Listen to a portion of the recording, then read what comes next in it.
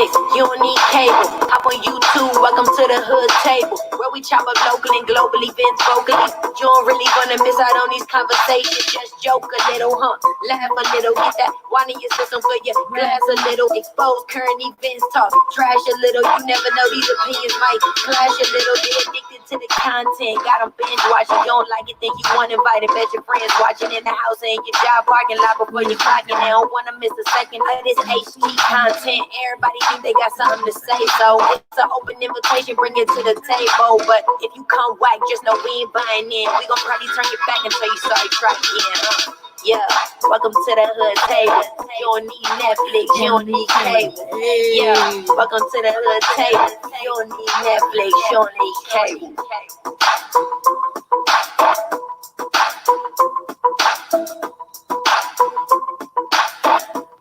Hey everybody, happy Friday. We finally here. It's the end of the week. Thank you, Jesus. How's everybody doing today? I'm hoping everybody is having a great day. Hopefully everybody is well and healthy and ain't running around here with the Rona. I'm on lunch break, y'all. So y'all know I'm on the clock. I got limited time to play around with y'all. And then of course we'll be back later tonight for Friday Night Live at 9 p.m. No topics off limit, no holds barred. Friday Night Live, May 8th. 2020 session. So it's gonna be lit as usual. And if you missed our show last night, we did an interview on the stereotypes of lesbian relationships versus heterosexual relationships when it pertains to domestic violence. That live was all the way off the chains, off the chart. So make sure you guys check that live out from last night as well. But anyway, we're gonna jump right into Ruthless. Make sure you guys hit that like button on your way in. Make sure you also share the live, and make sure that you also subscribe to the Hood Table. And make sure you, after you subscribe, you hit the notification bell so that you can get the notifications every time we go live or upload a video. Now, I'm also about to drop this link in here like I normally do. And it's two separate links. And it's to our two YouTube groups. They are both private groups. One of the groups is for Ruthless. So if you are a TV fan of Ruthless or Tyler Perry, you want to join this group. If you don't like the Ruthless TV show, there's no point of you joining that group. So first thing first, I'm going to put the link in here to our private Facebook group for Ruthless.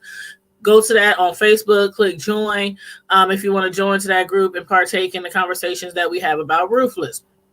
Now, the next link I'm going to put in is our private The Hood Table group. And The Hood Table group, we talk about all kind of stuff in there, stuff in the media, trending news, topics that we're going to discuss on the show, you know, all that kind of good stuff. So I'm going to give you the link to The Hood Table private Facebook group. So if you want to join that group, feel free. If you're also a Ruthless fan, feel free to join both of the groups. Thank you so much. And let's get started on this review of Ruthless. Make sure you tell me what you think about the show. If you come in late after you watch the video, make sure you comment down in the comment section what you thought about the show, any of the storyline, any of the characters. Please and thank you very much. And again, like the video. So last week, Brian and the sheriff, they went up to the compound to do a little investigation, a little snooping around to see if they had any cause to come back or to continue the investigation from all the rumors they've been hearing about this cult, like keeping people hostage, keeping people against their will, doing all sorts of crimes, when it comes to sex, drugs, whatnot. So Tally, she, I believe, did a great job, playing the role of the trusted, reliable cult member. At least she did well enough, to satisfy the highest.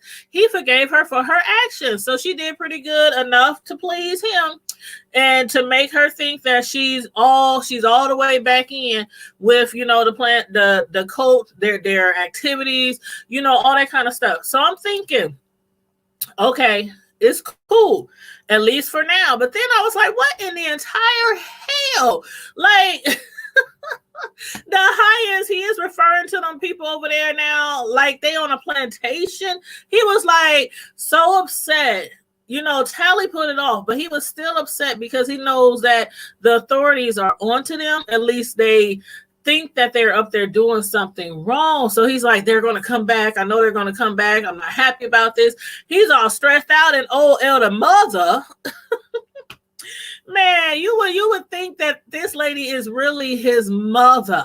I mean, she totally likes to make sure that he is happy, he is at peace, and he has no worries like all the time. So she's telling him, go fetch the boy, go get the boy. And I'm like, what they talking about? What boy? And I'm thinking, is they talking about the one that stole the truck or the one they said stole the truck? You know, it really was Tally, but you know, the one they said stole the truck, I'm thinking that's okay, maybe that's who they referring to. And he was like, bring me the boy. So they bring this guy or this young man. He comes running to the massa, aka the highest, and I was like, what the hell?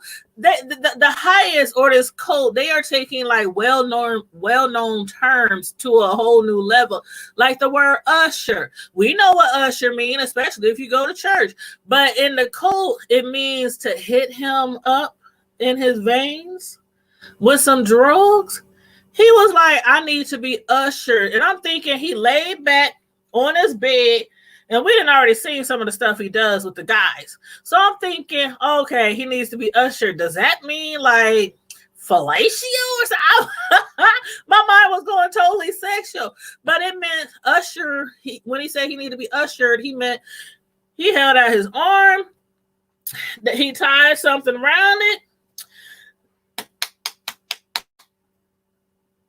I'm like, after the dude lit it and, you know, heated it up, and I'm like, oh my damn.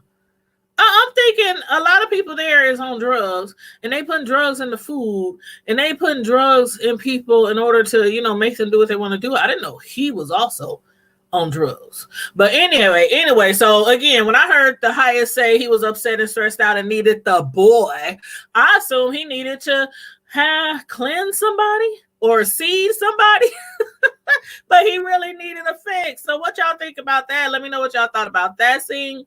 As far as Brian goes, back to Brian, the cop, the FBI, on the way back to the jail with the sheriff, Brian kept asking the sheriff, how do you feel? You could tell something was off with the sheriff before he even started singing that old country western song or whatever the hell he was singing. I was like, something is off about this sheriff. He seems such in a good mood. But, you know, because last week, the sheriff had turned down Mother's offer when she had sandwiches. She offered him something to drink, and he was like, no, I'm not hungry. So I didn't even know that he had changed his mind. But obviously he did change his mind, and the next thing you know, the sheriff, he started blaring out some old country tunes. The man was high as a kite. He's like, oh, I feel good. Brian was like, do you feel better than you ever have? Do you feel better than you was before? The man was like, I don't know. I just feel good. Next thing you know, he's up there swooning all in the front seat driving. I'm like, that poor sheriff gonna wreck that car. But yeah, so Brian was like, yep. When we get back to the police station, we is going to draw your blood, and we is going to check your blood, and we going to find out if they put anything in your system. I think they did. I don't know what they put in there, but I think they did put something into his food or his drink. But thank goodness Brian, he didn't partake in anything to eat. You know, he got up and he left, and he started doing his little investigation with Andrew and trying to grill him, trying to figure out if he done turned on them, or if he's still doing his undercover job. Y'all let me know, because that's something else that I'm wondering. I can't even tell anymore. Like one minute, Andrew is acting like, you know, he's undercover, he's investigating. Then the next minute, he act like he don't ever want to leave. So I'm like, okay, which side are you on, dude? I don't know. Y'all let me know about that. But I was like, what do y'all think they put in his food or his drink as far as the sheriff? So let me know. But, oh yeah, remember when the sheriff, when they was on their way back, he got a call, and it was from the guy at the jail. And he was saying that he was on his way up there looking for him. The sheriff's like, no, turn around, turn around. Why do you think he came after them? Remember last week he was kind of upset, and he was like, what they going up there for? Why he take him? Why he take the new guy? You know, the new cop, which is, you know, Brian. And the lady was like, I don't know. So he didn't went up there and he didn't try to follow them. And the sheriff was like, turn around, come back. So I really think now, I said it before, but I really think that guy's in the back pockets of the coat. And maybe he was trying to come up there to warn the cult that they're coming, or maybe try to sway the sheriff and Brian to make them believe ain't nothing going on over here, right up here, you know, whatever. But anyway, y'all let me know about that. And also, let me know what y'all think about Andrew's wife, Sarah, and Agent Green. I didn't see that one coming. Now, we know Sarah has been extremely upset about her husband, Andrew, you know, being up at that coat. He's been up there for months and hasn't communicated with her nor the FBI office or any of the agents for weeks. Then Sarah finds out that all of their money in the bank has been depleted. So, yeah, she's stressed the hell out. But did we hear that right? Sarah done cheated on Andrew. She done cheated on him with Agent Green. Now, she said, you know, it was one time, it was one and done, one hit a quitter, as she told Green, but he ain't trying to have that. And he was trying to give her, you know, a strong shoulder to lean on, you know, in her husband's absence. And then, like, out of nowhere, he said, why are you trying to be so faithful? Are you sure he's being faithful? She was like, get the hell out of here. She ain't trying to hear that. What's the thing with side pieces? Side pieces, their most favorite thing to say is, you wasn't saying that before when I was all up in that, when we was bumping skins last time, when I was digging you out, when we was, you know what I'm saying? And that's exactly what he did. He's like, oh, now you back in love with your husband. You want to be faithful. You wasn't saying that last time. Where was your husband on your mind then? But anyway, she's trying to be faithful. She's trying to play the role of the doting wife. But what is it that the agent is hiding? Like when he started to insinuate that Andrew was not being faithful to her, how does he know? I mean, he was acting like he knew, or like he knows for sure that Andrew is up there cheating on Sarah, or maybe he done cheated on her before, and like he acts like he knows for sure. But anyway, you know, he ran out the door without giving Sarah any details. Like, you just dropped that bomb on her. You just left that on her mind. Then you just bounced out of there, leaving her in suspense. Now, it could be that he knew or knows that her husband is cheating on her. Or it could be, you know how some people are, they just want to make you think that your partner is doing you wrong so that they could get you to continue doing wrong with them. So y'all let me know which one y'all think it is. Let me know. But now, the highest, he believes, again, that Tally is once again fully on board with the cult and their activities. So she and Ruth, they are moving forward with making plans to escape. The next full moon, Ruth said, is coming up soon, and that's when she's going to get Daikon to give her the key. While the highest is doing his roundhouse, Ruth told Tally she's going to try to get the key from Daikon. And I'm like, how the heck you going to get this key, girl? How you going to manage to get this key from Daikon? Is you going to drug him? She said she is going to get Daikon to sleep with her. Now, I'm still wondering about this Daikon. Like, she's going to attempt to throw her cookies at him.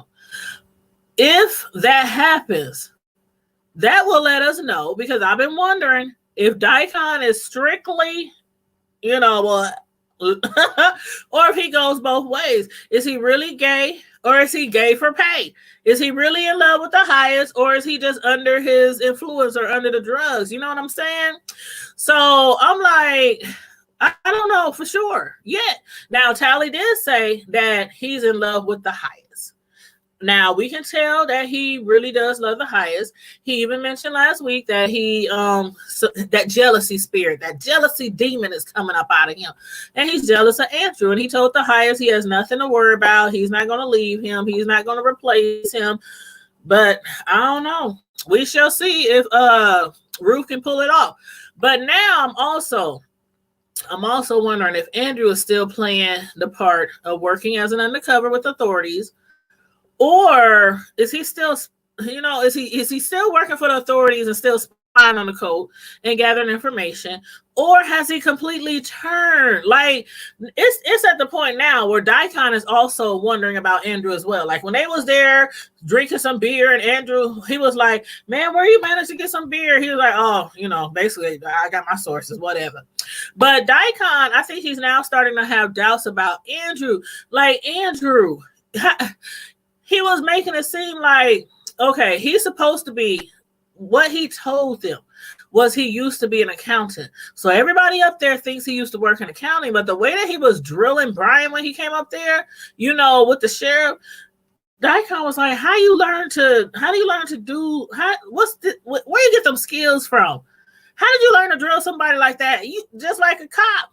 And he gonna say, I used to watch a lot of cop shows. And Daikon said I did too. And that's how I know what a cop looks like, what a cop acts like, what a cop sound like. And I'm like, Andrew, come on now. You used to be a cop. You work with the authorities, with the FBI. You couldn't play this off better than that. I mean, I would have thought that Andrew was lying. I would have thought he was undercover, that he was the spy, he was the enemy, the way he was acting. So Daikon, he made his suspicions known to the highest so that he could get some permission to look deeper into Andrew's past, because he did promise to the highest to do everything to protect him.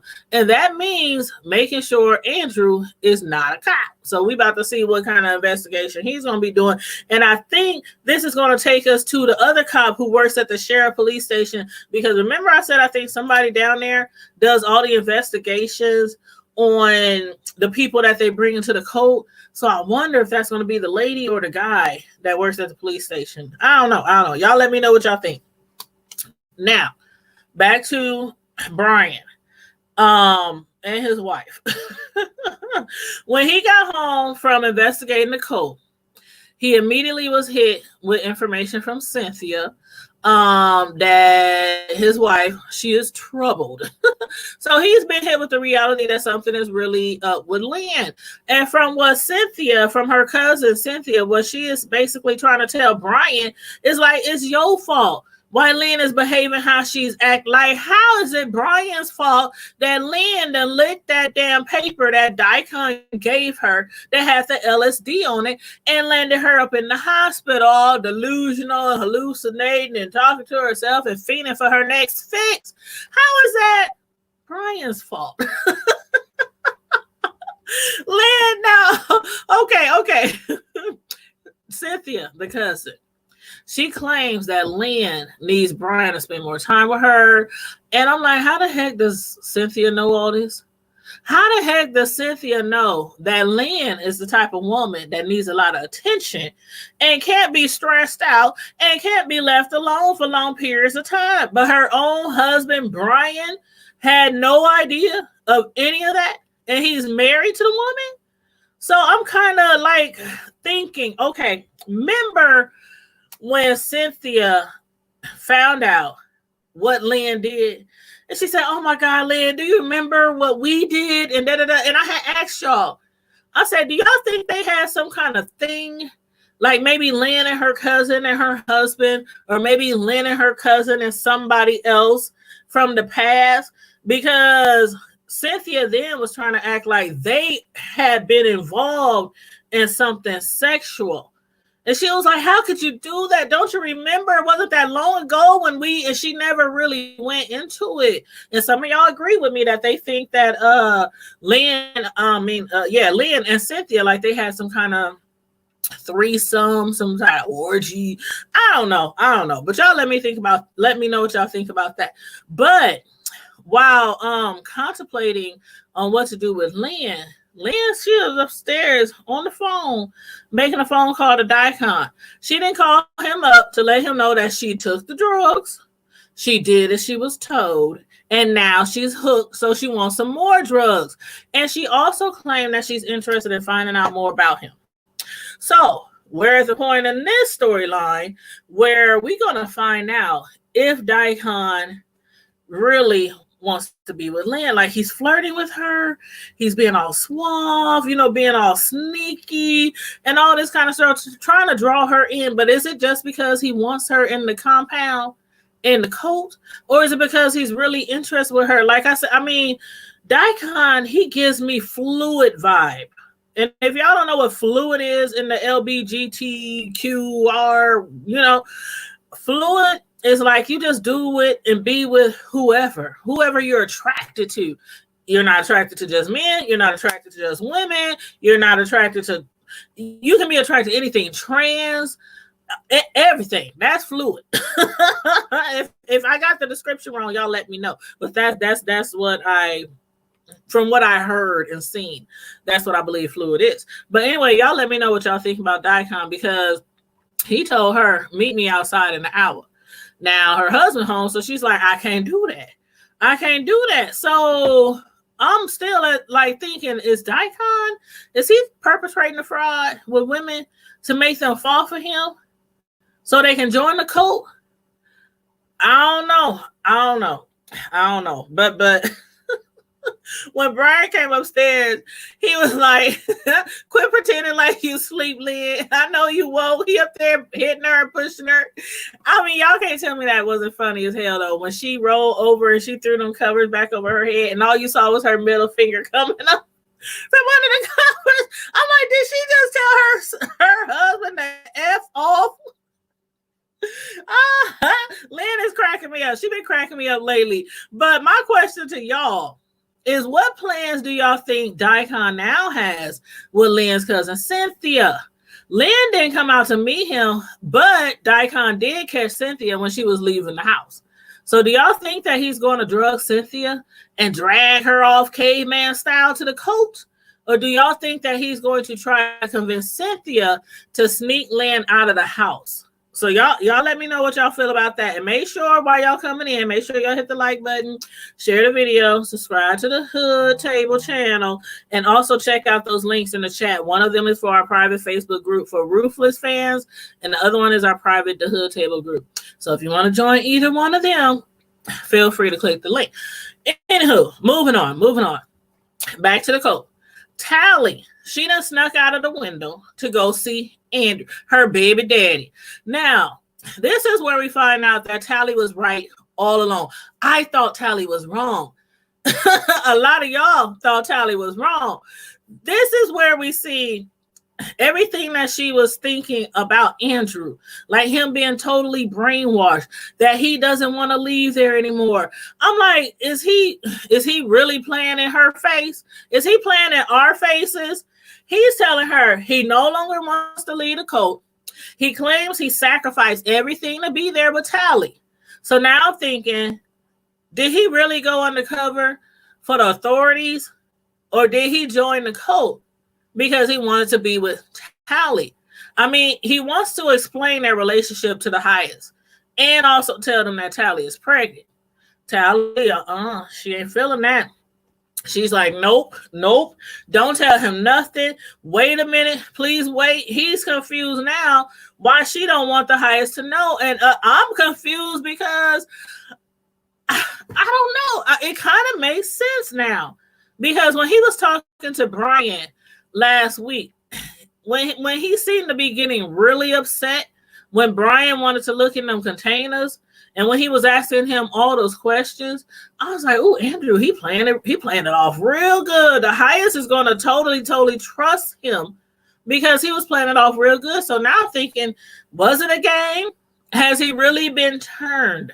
Is he really a part of the cult now? Y'all need to let me know. Because even when they got on the subject of him being seated and cleansed by the highest, Tally was like, tell me, did you do it?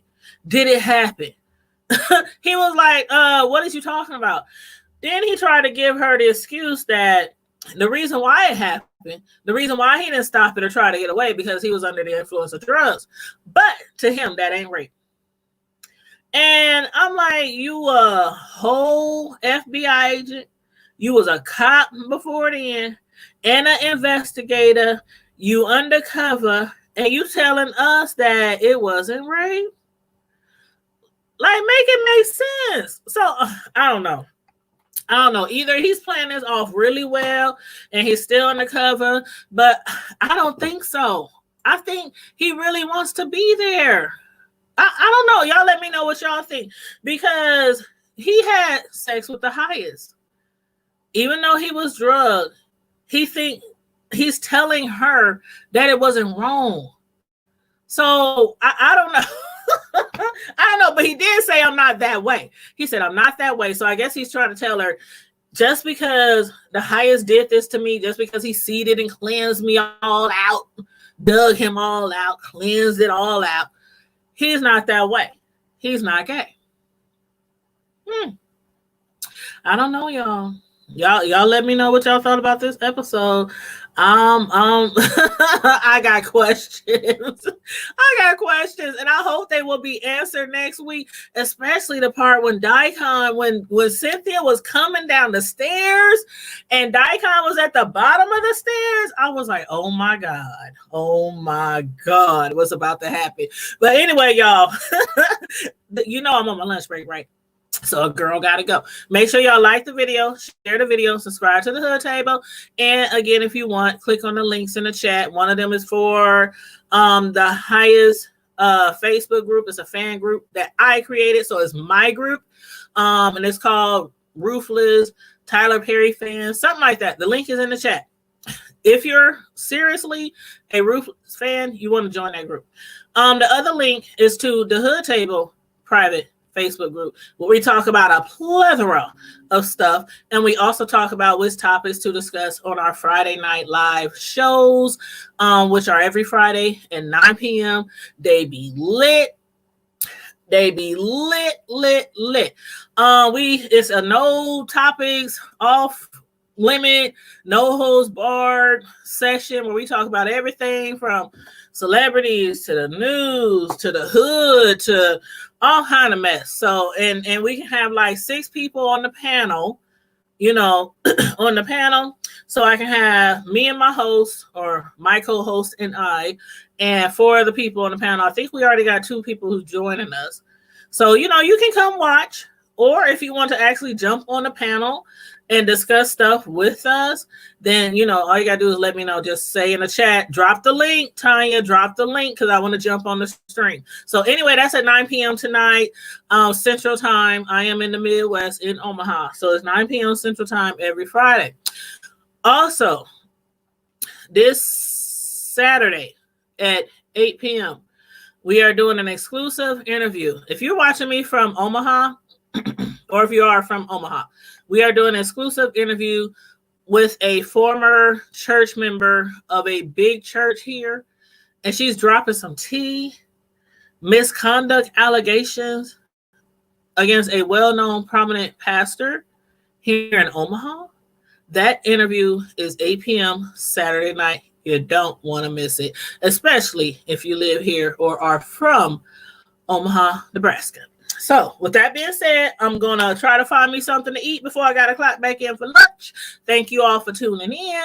Make sure you like and share the video and subscribe to the channel. Stay safe, be blessed, stay healthy, and I'm out. Deuces.